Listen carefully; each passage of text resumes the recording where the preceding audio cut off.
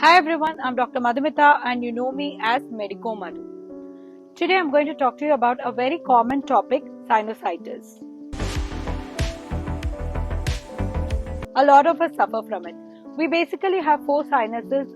So the maxillary sinus is near your cheek area, and then we have the frontal sinus, we have the ethmoid sinus, and then sphenoidal sinus inside. So when these gets inflamed, that is when we develop sinusitis. It is more common in women in the middle age. That doesn't mean that the men don't get affected and young age people don't get affected. And the presentation varies.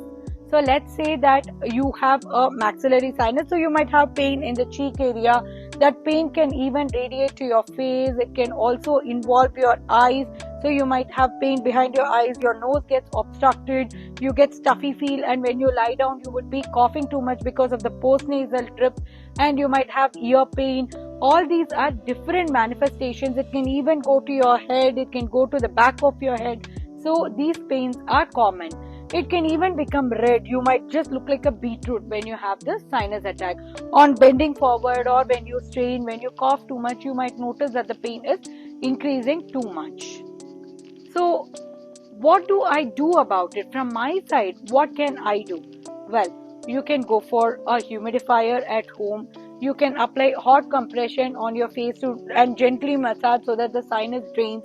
You can also make sure that you are not exposed to the allergens, or you're well covered, well protected. You're hydrating yourself well. If you're a smoker, you can quit smoking.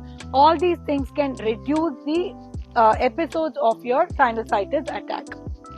What are the medications that are commonly used? We will be giving you a decongestant, we'll be giving you an analgesic to reduce the pain, we will be giving you an antibiotic. Depending on your symptoms, your manifestation, we will be treating you.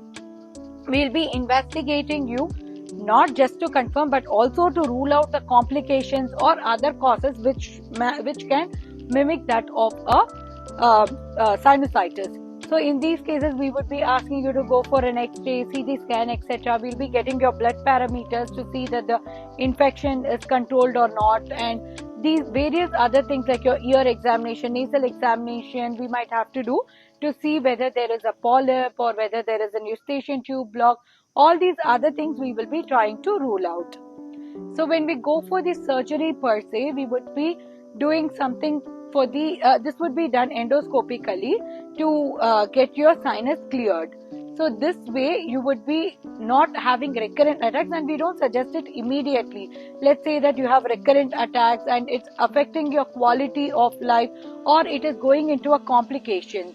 Let's say that you have a repeated eye pain, then in that case we would be suspecting whether it is involving your eyes or not. So orbital nerve can also get involved, your orbital cavity can get involved. This can cost your vision. So these cases we would be suggesting you to go for a surgery.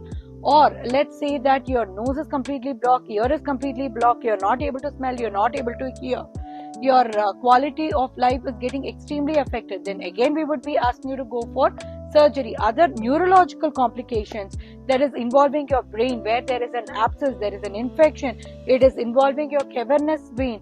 All these things can result in further complication which can be life-threatening, which can be very deleterious to you. So in these cases, we would definitely suggest you to go for a surgery. In general, it is better to keep it under control, get it treated at the earliest so that it won't go into a range of complication where we need to go for a surgery alone. So, sinusitis can be easily controlled. Let's try and learn to live a healthy life with a sinusitis by keeping it under control. I hope this video was useful. I will be meeting you with many more medical videos.